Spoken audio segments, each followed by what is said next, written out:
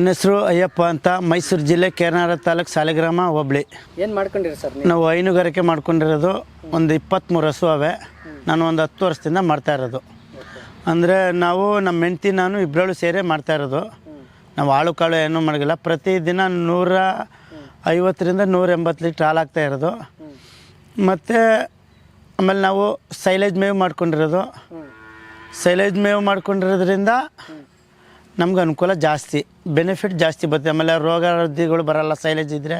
ಹಸ್ರು ಮೇವೆಲ್ಲ ಆದರೆ ಏನಾಯ್ತದೆ ಅಂದರೆ ಕಾಯಿಲೆಗಳು ಜಾಸ್ತಿ, ಹುಳ ಪಳ ತಿಂದಾಗ ಅದು ಬೇದಿ ಆಗೋದು, ಮತ್ತು ಕಾಯಿಲೆಗಳು ಜಾಸ್ತಿ ಬಂದು ಆಸ್ಪತ್ರೆಗೆ ದುಡ್ಡು ಜಾಸ್ತಿ ಕಟ್ಟಬೇಕಾಯ್ತು. ಸೈಲೇಜ್ ಮಾಡೋದ್ರಿಂದ ದನಿಗೆ ಪೌಷ್ಟಿಕಾಂಶ ಆಹಾರ ಮತ್ತು ಆರೋಗ್ಯವಾಗಿರ್ತದೆ, ಮತ್ತು ಹಾಲು ಉತ್ಪತ್ತಿ ಜಾಸ್ತಿ ಆಯ್ತದೆ, ಮತ್ತು ಫ್ಲಾಟ್ ಬರ್ತದೆ. ಡೈರಿಗೆ ಹಾಕೋಕ್ಕೆ ಉತ್ತಮವಾದ ಹಾಲು ಸೈಲೇಜ್ ತಿಂದಾಗ. ಎಷ್ಟು ಹಸುಗಳಿವೆ ಸರ್ ನಿಮ್ಮ? ನಮ್ಮ ಹತ್ರ 23 ಹಸುವೆ. ದೊಡ್ಡವು 18 ಹಸುವೆ, ಕರುಗಳು 6 ಕರುಗಳವೆ.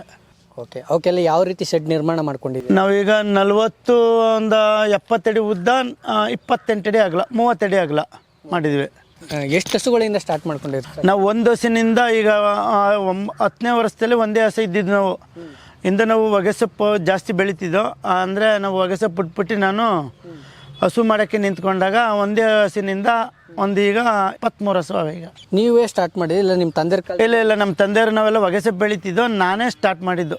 ಅಂದರೆ ಒಬ್ಬನೇ ಮಾಡೋಣ, ಹೈನುಗಾರಿಕೆ ಮಾಡೋಣ ಅಂದ್ಬಿಟ್ಟು ಅಲ್ಲಿ 10 ವರ್ಷದಿಂದ ನಾವೇ ಮಾಡ್ತಾ ಇರೋದು. ಹೈನುಗಾರಿಕೆನೇ ಯಾಕೆ ಮಾಡಬೇಕು ಅನ್ನಿಸ್ತು ನಿಮಗೆ? ಯಾಕೆ ಅಂತಂದರೆ ಈಗ ಹಾಳು ಕಾಳೆಲ್ಲ ಈಗ ಭಾಳ ಪ್ರಾಬ್ಲಮ್ ಜಾಸ್ತಿ. ಈಗ ಇದಾದರೆ ನಾನು ನಮ್ಮ ಹೆಂಡ್ತಿನೇ ಮೇಂಟೆನೆನ್ಸ್ ಮಾಡ್ತಾ ಇರೋದು.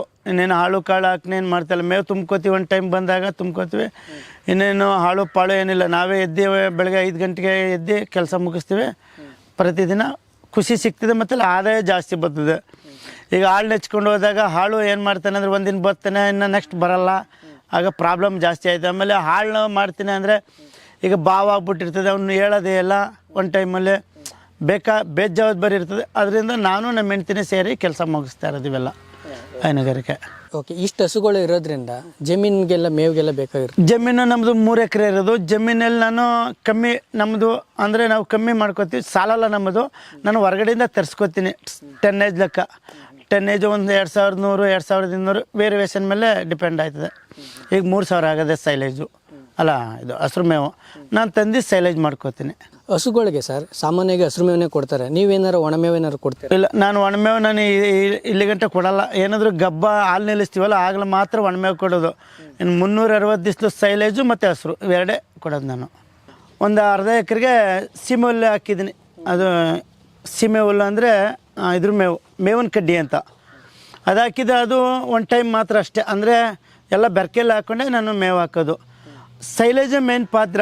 ಸೈಲೇಜ್ ಇರೋ ಮಾತ್ರ ಹಸು ಸಾಕಾಣಿಕೆ ಆಗೋದಿಲ್ಲ ಅಂದರೆ ಆಗೋಕ್ಕಾಗಲ್ಲ. ಯಾಕೆ ಸರ್? ಯಾಕೆ ಅಂತಂದರೆ ಸೈಲೇಜ್ ಈಗ ನಾವು ಸ್ಟೋರ್ ಮಡಿಕೋಬೋದು. ಈಗ ಬೇಸಿಗೆ ಟೈಮಲ್ಲಿ ತಂದು ಮಡಿಕೊಂಡು ಗುಡ್ಡೆ ಹಾಕೊಬಿಡ್ಬೋದು, ಅಲ್ಲ ಗುಂಡಿ ಮಾಡ್ಕೊಂಡು. ಈಗ ಎನಿ ಟೈಮ್ ನೀವು ಹಸ್ರು ಕುಯ್ಯೋಕ್ಕಾಗಲ್ಲ. ಈಗ ಒಂದು ಟೈಮ್ ಸಿಗ್ತದೆ, ಒಂದು ಟೈಮ್ ಸಿಗೋಲ್ಲ. ಅದರಿಂದ ಸೈಲೇಜ್ ಇದ್ದರೆ ಮಾತ್ರ ಹಸು ಸಾಕಾಣಿಕೆಗೆ ಅವಕಾಶ ಜಾಸ್ತಿ. ಎಷ್ಟು ತಳಿಗಳಿದೆ ಸರ್ ನಿಮ್ಮಲ್ಲಿ? ನಮ್ಮ ಹತ್ರ 3 ತಳಿಗಳು ಅದೇ. ಒಂದು ಎಚ್-ಎಫ್, ಒಂದು ಹಾಲ್ ಬ್ಲ್ಯಾಕು, ಒಂದು ಗೆರ್ಸಿ. ಎಲ್ಲ ಎಷ್ಟೆಷ್ಟಿದೆ? ಗೆರ್ಸಿ ಒಂದಿದೆ. ಈ ಎಚ್-ಎಫ್ ಪೂರ್ತಾವೆ, ಹಾಲ್ ಬ್ಲ್ಯಾಕ್ 2 ಎಷ್ಟು ಗಂಟೆಯಿಂದ ಸ್ಟಾರ್ಟ್ ಆಗುತ್ತೆ ಸರ್ ನಿಮ್ಮದು ಕೆಲಸ? 5 ಗಂಟೆಯಿಂದ 5:30 ಸ್ಟಾರ್ಟು. ಬೆಳಗ್ಗೆ ಎದ್ದ ತಕ್ಷಣ ಮೇವು ಸುರ್ಕೊಂಡು ಹೋಗ್ಬಿಡ್ತೀನಿ. ಅಂದರೆ ಪೀಡ್ಸ್ ಸುರ್ಕೊಂಡು ಹೋಗ್ಬಿಡ್ತೀನಿ. ಪೀಡ್ಸ್ ಇಟ್ಕೊಂಡು ಹೋದ್ಮೇಲೆ ನಮ್ಮ ಹೆಂಡ್ತಿ ತೊಪ್ಪೆ ಹೇಳ್ಕೊಬತ್ತೀನಿ, ತೊಪ್ಪೆ ಬಚ್ಚಾಕ್ತೀನಿ.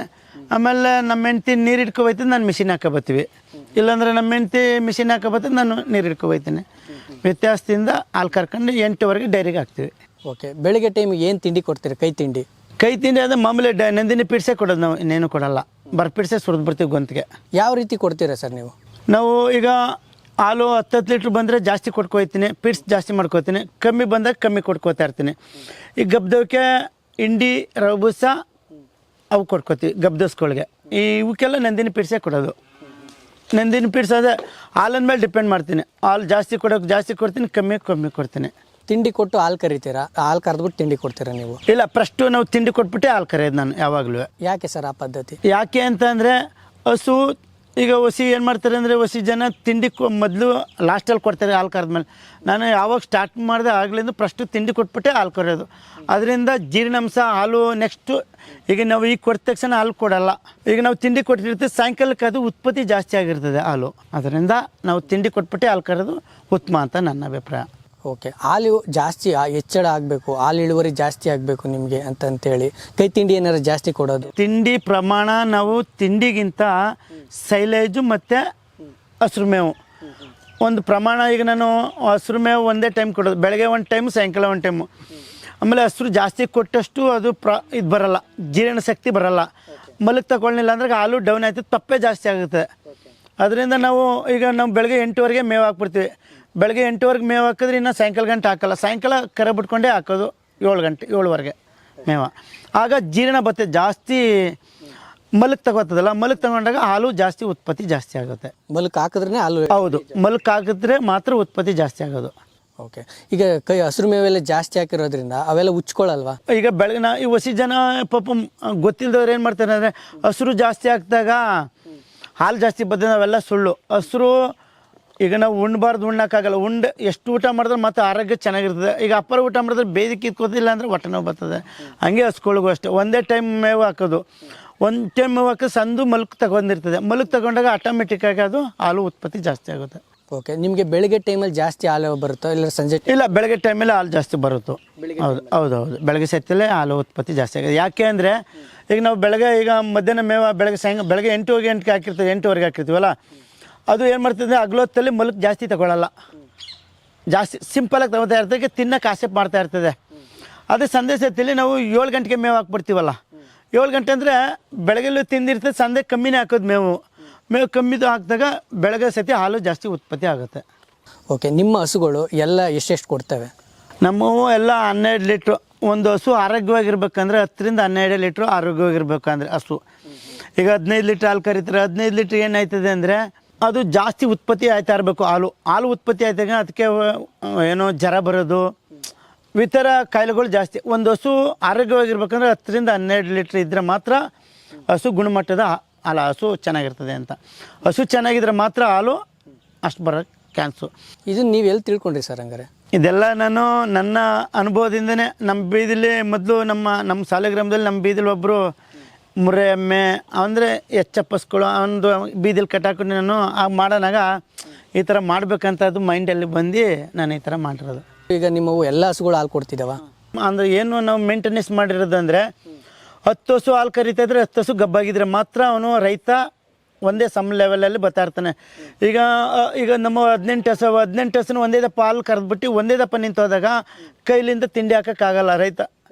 ಯಾವುದೇ ರೈತ ಆದರೂ ಅಷ್ಟೇ, ಅರ್ಧ ಹಾಲು ಕರಿತಾ ಇರ್ಬೇಕು, ಅರ್ಧ ಗಬ್ಬಾಗಿದ್ರೆ ಮಾತ್ರ ಅವ್ರಿಗೆ ಆದಾಯ ಮೂಲ ಜಾಸ್ತಿ ಬರೋಕ್ಕೆ ಅವಕಾಶ ಜಾಸ್ತಿ ಇರೋದು.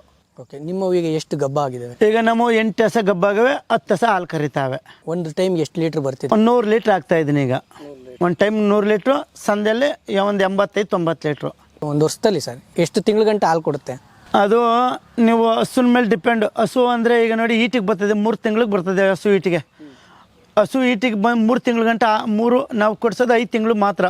5 ತಿಂಗಳ ಗಂಟೆ ನಾನು ಯಾಕೆ ಕೊಡ್ಸಲ್ಲ ಅಂತ ಅಂದರೆ 3 ತಿಂಗಳಿಗೆ ಹಸು ಈಟಿಗೆ ಬರ್ತದೆ. ಹೊಸ ಜನ ಏನು ಮಾಡ್ತಾರೆ, 3 ತಿಂಗಳಿಗೆ ಕೊಡಿಸ್ಬಿಡ್ತಾರೆ. 3 ತಿಂಗಳಿಗೆ ಕೊಡಿಸ್ಬಾರ್ದು. ಯಾಕೆಂದರೆ ಕರು ಹಾಕಿ 1 ತಿಂಗಳ ಗಂಟೆ ಹಾಲು ಬರೋದು ಅದು ಡೆವಲಪ್ಮೆಂಟ್ ಆಗೋಕ್ಕೆ ಸ್ವಲ್ಪ ತಡೀತದೆ. ಈಗ ಒಂದು ಕರು ಹಾಕಿ ಒಂದು ವಾರ ಗಂಟೆ 10-12 ದಿನ ಗಂಟೆ ಗಿಣ್ಣಾಲೆ ಬರ್ತಾ ಇರ್ತದೆ. 10-12 ಮೇಲಿಂದ ಹಂತವಾಗಿ ರೇಜ್ ಆಗೋದು. ನಾವು ಒಂದು ಲೆವೆಲ್ಗೆ ಬರಬೇಕಂದ್ರೆ 1 ತಿಂಗಳು ಬೇಕೇ ಬೇಕು. ಒಂದು 10 ರಿಂದ 12 ಲೀಟ್ರ್ ಹಾಲು ಕರಿಬೇಕಂದ್ರೆ 1 ತಿಂಗಳು ಬೇಕೇ ಬೇಕು. 2 ತಿಂಗಳು ಹಾಲು ಕರಿತೀರ, 3 ತಿಂಗಳಿಗೆ ಈಟಿದ ತಕ್ಷಣ ಅಂದರೆ ಹಾಲು ಈಟಿಗೆ ಕೊಡಿದ ತಕ್ಷಣ ಏನಾಯ್ತು ಅಂದರೆ ಆಟೋಮೆಟಿಕ್ಕಾಗಿ ಹಾಲು ಡೌನ್ ಆಗಿಬಿಡ್ತದೆ. ಆಗ ರೈತ ಕಡಿಮೆ ಆದಾಯ ಕಮ್ಮಿ ಆಯ್ತದೆ. ನಾವು 5 ತಿಂಗಳಿಗೆ ಕೊಡಿಸಿದ್ರೆ 5 ತಿಂಗಳು ಇನ್ನೂ ಮಾಮೂಲಿ 2 ತಿಂಗಳು ಹೆಚ್ಚಿಗೆ ಹಾಲು ಬರ್ತದಲ್ಲ, ಅದರಿಂದ ಹಾಲು ರೈತನಿಗೆ ಉಪಯೋಗ ಜಾಸ್ತಿ. ಒಂದು ಹಸುವಿನಲ್ಲಿ ಒಂದು ವರ್ಷದಲ್ಲಿ ಸರ್ ಎಷ್ಟು ತಿಂಗಳು ಹಾಲು ಕರಿಬೋದು ಅಂತ? ಗಬ್ಬಾಗಿ 3 ತಿಂಗಳ ಗಂಟು ಹಾಲು ಕರಿಬೋದು ಜಾಸ್ತಿಯ. ಆಮೇಲೆ 3-4 ತಿಂಗಳಾದ್ಮೇಲೆ ಆಟೋಮೆಟಿಕ್ಕಾಗಿ ಕಡಿಮೆ ಆಗಕ್ಕೆ ಬರ್ತಾ ಇರ್ತದೆ. ಅದು 7 ತಿಂಗಳು ಸ್ಟಾಪು. 7 ತಿಂಗಳ ಆಟೋಮೆಟಿಕ್ಕಾಗಿ ನೆಲ್ಲೆಲ್ಲ ಒಂದು 15 ದಿನ ಹಾಕ್ಬಿಟ್ಟೆ ಅದಕ್ಕೆ ಡ್ರೈ ಆಗಬೇಕಲ್ಲ ಹಾಲು. ಆಮೇಲೆ ತಿಂಡಿ ಕೊಟ್ಕೊಂಡ್ರೆ ತಿರ್ಗಿ 9 ತಿಂಗಳು ಕರ ಹಾಕಿ ಆಗ್ತದೆ. ಓಕೆ ಸರ್, ನೀವು ಎಲ್ಲ ಹಸುಗಳಿಗೆ ಸರ್ ಸಮೆನ್ಸ್ ಎಲ್ಲ ಎಲ್ಲಿ ಕೊಡಿಸ್ತೀರಾ ನೀವು? ಎಲ್ಲ ನಮ್ಮ ಡೈರಿ ಮುಖಾಂತರನೇ ಬಂದು ಇಲ್ಲಿಗೆ ಕೊಡಿಸ್ಬಿಟ್ಟು ಎಲ್ಲ ಇದು ಮಾಡೋದು. ಡಾಕ್ಟ್ರು ಅಷ್ಟೇ ಇಲ್ಲೇ ಎಲ್ಲ ಬಂದು ಮೇಂಟೆನೆನ್ಸ್ ಮಾಡೋದು. ಓಕೆ, ಯಾವ ಸಮಯ ಸಾಕ್ಸೋದು ನೀವು? ನಾವು ಎಚ್ ಎಫ್ ಹಾಕ್ಸೋದು ಜಾಸ್ತಿ. ಎಚ್ ಎಫ್ ಅಂದರೆ ಈಗ ಕರು ನಾನು ಮಾರಾಡ್ತೀನಿ, ನಾನು ಕರು ಸಾಕಾಣಿಕೆ ಮಾಡಲ್ಲ. ಎಚ್ ಎಫ್ ಅಂತಂದರೆ ಯಾಕೆ ಅಂದರೆ ತಗೊಳ್ಳೋರ್ಗು ಎಚ್ ಎಫ್ ಆದರೆ ಮಾತ್ರ ಇಷ್ಟಪಡೋದು ಜನ. ಈ ಹಾಲ್ ಬ್ಲಾಕು ಗೆರ್ಸಿ ಆದರೆ ಅವ್ರಿಗೆ ಈ ಗೆರ್ಸಿಲಿ ಫ್ಲಾಟ್ ಬರ್ತಿದೆ ಮತ್ತು ಹಾಲ್ ಬ್ಲಾಕಲ್ಲೂ ಫ್ಲಾಟ್ ಬರ್ತಿದೆ. ಜನ ಆ ಥರ ಕೇಳಲ್ಲ, ಎಚ್ ಎಫ್ನೇ ಕೇಳೋದು. ಎಚ್ ಎಫ್ ಕೇಳಿದಾಗ ಏನಾಯ್ತದೆ ಅಂದರೆ ಹಾಲು ಜಾಸ್ತಿ ಬರ್ತಿದೆ, ಅದು ಬೇಡಿಕೆ ಜಾಸ್ತಿ ಅಂತ. ಎಷ್ಟನೇ ಸೂಲುಗಳೆಲ್ಲ ಹಸುಗಳಾಗಿರೋ ನಿಮ್ಗೆ? ಇಲ್ಲಿ ನಮ್ಮ ಜಾಸ್ತಿ ಪಡ್ಡೆಗಳೇ ಇರೋದು. ಅಂದರೆ 1ನೇ ಸೂಲು 2ನೇ ಸೂಲು, ಒಂದು 3 ರಸ ಮಾತ್ರ ಒಂದು 5 ಸೂಲು 6 ಸೂಲು ಆಗವೆ. ಇನ್ನೆಲ್ಲ 2ನೇ ಸೂಲು, ಪ್ರಶ್ನೆ ಸೂಲು, 3ನೇ ಸೂಲು ಆ ಥರದಲ್ಲೇ ಇರೋದು ಎಲ್ಲ ಬೆರ್ಕಲ್ಲಿ. ನಿಮ್ಮ ಹಸುಗಳನ್ನ ಸರ್ ಅಂದರೆ ಚೇಂಜ್ ಮಾಡ್ಕೊಳ್ತಾ ಇರ್ತೀರಾ? ಇಲ್ಲ, ನಾನು ಹಾಲು ಕರೆಯೋದು ಮಾತ್ರ. ನಾನು ಹಾಲು ಎನಿ ಟೈಮ್ ಹಾಲು ಕರೆಯೋದು. ನಾವು ಮಾರಾಡ್ತಾರಲ್ಲ, ತಗೊಳ್ಳೋರೆಲ್ಲ ಮಾರಾಡ್ತಾರಲ್ಲ, ಬರೀ ಹಾಲು ಕರೆಯೋದೇ ನಮ್ಮ ಕಸಬು. ಓಕೆ, ಎಲ್ಲ ಇಲ್ಲಿ ಹುಟ್ಟು ಬೆಳೆದಿರೋ ಕರುಗಳೇ ನಿಮ್ಮಲ್ಲಿ ಇರೋದಾ? ನಾನು ಕರು ಸಾಕಾಣಿಕೆ ಮಾಡಲ್ಲ, ಅಂದರೆ ನಾನು ಹಸು ತಗೊಬಂದು ಮಡಿಕೊಬಿಡ್ತೀನಿ. ಪ್ರಶ್ನೆ ಪಡ್ಡಲ್ಲೇ ತಗೊಬಂದು ಮಡಿಕೊಬಿಟ್ಟು 4-5 ಕರು ಗಂಟೆ ಕರಿತಾ ಇರ್ತೀನಿ. ನಾವು ಹಸು 7 ಹಾಕೋ ಅಂದರೆ ಎಚ್ ಎಫ್ ಹಾಕಿದ್ರೆ ಮಾತ್ರ ಆದಾಯ ಜಾಸ್ತಿ ಬರೋದು. ಈಗ ನಾವು ಕರು ಸಾಕಾಣಿಕೆ ಅಂದರೆ ನಮಗೆ ಕರು ಸಾಕಾಣಿಕೆಗೆ ಇಷ್ಟ ಇಲ್ಲ. ಈಗ ಕರು ಸಾಕ್ತಾ ಇದ್ದೀನಿ, ಈಗಲಿಂದ ಸ್ಟಾರ್ಟ್ ಮಾಡಿದ್ದೀನಿ. 1 ವರ್ಷದಿಂದ ಕರು ಸಾಕಾಣಿಕೆ ಮಾಡಿದ್ದೀನಿ. ಈಗ ಇಂಪ್ರೂವ್ ಮಾಡ್ಕೋತಾ ಇದ್ದೀನಿ ಕರು ಸಾಕಾಣಿಕೆ ಮಾಡಬೇಕು ಅಂತ. ನಿಮ್ಮಲ್ಲೇ ಈಗ ಹುಟ್ಟು ಬರೋ ಕರುಗಳನ್ನ ನೀವು ಬೆಳೆಸಲ್ಲ? ಬೆಳೆಸ್ತಿತ್ತಿಲ್ಲ, ಇಷ್ಟು ದಿನ ಗಂಟೆ ಬೆಳೆಸ್ತಿತ್ತಿಲ್ಲ. ಈಗ 1 ವರ್ಷದಿಂದ ಬೆಳೆಸ್ಕೋತಾ ಇದ್ದೀನಿ ಕರುಗಳೆಲ್ಲ. ಓಕೆ, ಹಂಗಾರೆ ಎಲ್ಲ ಹಸುಗಳೆಲ್ಲ ಹೊರಗಡೆಯಿಂದ ಹೊರಗಡೆಯಿಂದ ತಂದಿರೋದೇ ನನ್ನೆಲ್ಲ ಸಾಮಾನ್ಯ. ನೀವು ಸಂತೆಲಿ ತತ್ತೀರಾ, ಹಳ್ಳಿ ಮೇಲೆ ತತ್ತೀರಾ ಸರ್? ಇಲ್ಲ, ನನಗೆ ಸೆಲೆಕ್ಷನ್ ಮಾಡ್ಕೊಂಡಿರ್ತೀನಿ ಹಸುಗಳ. ಸೆಲೆಕ್ಷನ್ ಮಾಡೇ ತಗೊಳ್ಳೋದು ನಾನು. ಯಾವ ಥರ ಸೆಲೆಕ್ಷನ್? ನಾನು ಸೆಲೆಕ್ಷನ್ ಅಂದರೆ ನನಗೆ ನೋಡ್ಬಿಟ್ಟು ಅವ್ರ ಮನೆ ಕರೆದಿರ್ತದೋ, 1 ವರ್ಷ ಮಡಿಕೊಂಡಿರ್ತಾರೆ, ಅವ್ರ ತವಿಂದ ನಾನು ತಗೊಬರೋದು. ಇಲ್ಲ ಅಂದರೆ ಚಿಂತಾಮಣಿಗೆ ಹೋಗಿ ತಗೊಬರೋದು ಸೆಲೆಕ್ಷನ್ ಹಸುಗಳ. ಓಕೆ, ಏನು ನೋಡ್ತೀರಾ ಸರ್ ಒಂದು ಹಸು ತರಬೇಕು? ಹಸು ತರಬೇಕಂದ್ರೆ ತೊಟ್ಟುಗಳು ಕರೆಕ್ಟಾಗಿರಬೇಕು, ಮತ್ತು ಬಾಯಿ ಹಲ್ಲು 4 ಹಲ್ಲು 6 ಹಲ್ಲು 2 ಹಲ್ಲು ಆ ಥರದವೇ ತಗೋಬೇಕು. ಆಮೇಲೆ ಹಸು ಆಕ್ಟಿವ್ ಆಗಿರಬೇಕು, ನೋಟದಲ್ಲೇ ಪತ್ತೆ ಹಿಡಿಬೋದು. ಒಬ್ಬ ರೈತ ನೋಡ್ತಲ್ಲೇ ಪತ್ತೆ ಹಿಡ್ಕೊಂಡು ದನ ತಗೊಬರ್ಬೇಕು. ಹೊಸಿ ಪಾಲಿಸ್ ಹಾಕ್ಬಿಟ್ಟು ಡೈಲಿ ತೊಳ್ಕೊಂಡು ಆ ಥರ ತಗೋಬಾರ್ದು. ಹಸು ಯಾವ ಥರ ಅದೇ, ಹಸು ಕೆಚ್ಚಲು ವಾರ ಆಗದ ಏನಾಗದೆ ಅವೆಲ್ಲ ನೋಡ್ಕೊಂಡು ಹಸು ತಗೋಬೇಕು. ಸಾಮಾನ್ಯ ಎಚ್ಚಪ್ಪಲ್ಲೇ ಒದೆಯಲ್ಲ ನನ್ನ ಅಭಿಪ್ರಾಯದಲ್ಲಿ. ಮಿಸ್ ಆದಾಗ ಏನೂ ಮಾಡೋಕ್ಕಾಗಲ್ಲ ಸರ್. ನೀವು ಹೊರಗಡೆಯಿಂದ ತರೋದ್ರಿಂದ ಅಲ್ಲಿ ಸೆಡ್ಗೂ ಇಲ್ಲಿಗೆ ತಂದಾಗ ಇಲ್ಲಿ ಕೊಟ್ಟಿಗೆ ವಾತಾವರಣಕ್ಕೆ ಹೊಂದ್ಕೊಳ್ಳೋಕ್ಕೆ ಎಷ್ಟು ದಿನ ಬೇಕಾವು? ಈಗ ನಮ್ಮದು ಸೈಲೇಜ್ ಮೇವಾಗಿರೋದ್ರಿಂದ ಹೊಸಿ ದನ ತಿನ್ನೋಕ್ಕಿಲ್ಲ 1 ದಿನ 2 ದಿನ, ಆಟೋಮೆಟಿಕ್ಕಾಗಿ ನೆಕ್ಸ್ಟ್ ಅದು ಒಳ್ಳೆ ಸಿಹಿ ಬರ್ತಾ ಇರ್ತದಲ್ಲ, ಅದು ತಿಂತೇವೆ. ಹೆಂಗೆ ಹೊಂದಿಸ್ಕೊಳ್ತೀರಾ ಅಂತ? ನಾವೇನೆಲ್ಲ ಅಟ್ಕೆ ಬಂದು ಈಗ ಹಸುವಿನ ಜೊತೆಗೆ ಹಸ ಕಟ್ಟಾಕಿರ್ತೀವಿ. 1 ದಿನ ಮಿಸ್ ಆದರೆ ಬಡ್ಕೋತಾ ಇರ್ತದೆ, ನೆಕ್ಸ್ಟ್ ಮಾರನೇ ದಿನ ಸರಿಯಾಗಿರ್ತದೆ. ಎಷ್ಟನೇ ಸೂಲು ನೀವು ತರೋದು ನೀವು? ನಾವು ಪ್ರಶ್ನೆ ಸೂಲು 2ನೇ ಸೂಲೇ ತರೋದು ದನ, ಯಾವುದೇ ದನ ತಂದ್ರೆ. ಯಾಕೆ ಸರ್? ಯಾಕೆ ಅಂದರೆ ಈಗ 4 ಕರು ಮಡಿಕೋಬೋದಲ್ಲ, 4ರಿಂದ 5ನೇ ಕರು ಗಂಟು ಮಡಿಕೋಬೋದು. ಈಗ ನಾವು ಈಗ ವಯಸ್ಸಾದ ಹಸುಗಳು ತಂದುಬಿಟ್ರೆ ನಾವು 1 ಕರು ಕರ್ಬಿಟ್ಟು ನೆಕ್ಸ್ಟ್ ಮಾರೋಕ್ಕಾಗಲ್ಲ. ಈಗ ಪ್ರಶ್ನೆ ಸೂಲು 2ನೇ ಸೂಲು ಆದಾಗಲೇ ತಗೊಬಂದು ಮಡಿಕೊಂಡ್ರೆ ಮಾತ್ರ ನಮಗೆ ಹಾಲು ಕರೆಯೋಕ್ಕೆ ಜಾಸ್ತಿ. ಈ ಮಾರಾಡ್ತಾರೆ ಏನು ಮಾಡ್ತಾರೆ ಅಂದರೆ ಅವ್ರಿಗೇನು ದುಡ್ಡು ಲಾಭಕ್ಕೋಸ್ಕರ ತಂದು ವಯಸ್ಸಾಗಿರಲಿ ಪೈಸಾಗಿರಲಿ ಮಾರಾಕ್ತಾರೆ. ನಾವು ಆ ಥರದರಲ್ಲ, ಹಾಲು ಕರೆಯೋಕ್ಕಂತನೇಗೋಸ್ಕರ ಪ್ರಶ್ನೆ ಸೂಲು 2ನೇ ಸೂಲು ತಂದು ಮಡಿಕೊಳ್ಳೋದು. ಎಷ್ಟನೇ ಸೂಲು ಗಂಟು ಇಟ್ಕೋತೀರಾ ನೀವು? ನಾವು ಒಂದು 6ನೇ ಸೂಲು ಗಂಟು ಮಡಿಕೋತೀವಿ, 5ರಿಂದ 6 ಗಂಟೆ. ಓಕೆ, ನೀವು ತರೋ ಹಸುಗಳು ಏನು ರೇಟ್ ಇರ್ತವೆ? ನಾನು ಸಾಮಾನ್ಯ 85,000 ರೂಪಾಯಿ ಮೇಲೆ ನಾನು ಹಸು ತರೋದು. ನನಗೆ ಸೆಲೆಕ್ಷನ್ ಹಸನೇ ತರೋದು ನಾನು ಯಾವತ್ತು. ಡಮ್ಮಿ ಏನು ತರಲ್ಲ. ನಾನೆಲ್ಲೇ ಹೋದರೂ 90,000 80,000 1 ಲಕ್ಷ ರೂಪಾಯಿಂದು ತಂದಿದ್ದೀನಿ. ಆ ಲೆವೆಲ್ಗೆ ತರೋದು ನಾನು ಹಸುಗಳ. 23 ಹಸುಗಳು ಇರೋದ್ರಿಂದ ಶೆಡ್ ಒಳಗೆ ಇರ್ತಾವ, ಇಲ್ಲ ಅಂದರೆ ಏನು ಹೊರಗಡೆನೇ ಬಿಡ್ತೀರಾ ನೀವು? ಇಲ್ಲ, ನಾನು ಹೊರಗಡೆ ಇಲ್ಲಿ ಗಂಟೆ ಬಿಟ್ಟೇ ಇಲ್ಲ, ನನ್ನ ವೈಯಕ್ತಿಕದಲ್ಲಿ. ಈಗ ಸುಮಾರು ಜನ ಹೇಳ್ತಾರೆ ಫೀಲ್ಡ್ ಮಾಡಿಬಿಟ್ಟು ಬಿಡಬೇಕು ಅಂತ ಹೇಳ್ಯಾರೆ. ನಾನು ಇವತ್ತವರೆಗೂ ಫೀಲ್ಡ್ ಮಾಡಿಲ್ಲ, ಏನೂ ಮಾಡಿಲ್ಲ. ನಾನು ಬಾಲೆ ಒಂದೊಂದು ಹಸು 4 ವರ್ಷ 5 ವರ್ಷ ಆಗಿದೆ, ಒಂದಂತ ಕಟ್ಟಾಕಿ ಏನು ಪ್ರಾಬ್ಲಮ್ ಏನಿಲ್ಲ ಸರ್. ಈ ಕಟ್ಟಾಕಿದ್ರೆ ಹಾಲು ಕಡಿಮೆ ಕೊಡ್ತವೆ ಅಂತ ಒಂದು ಇದಿದೆ ಸರ್. ಇಲ್ಲ, ನನ್ನ ಅಭಿಪ್ರಾಯದಲ್ಲಿ ಇಲ್ಲ.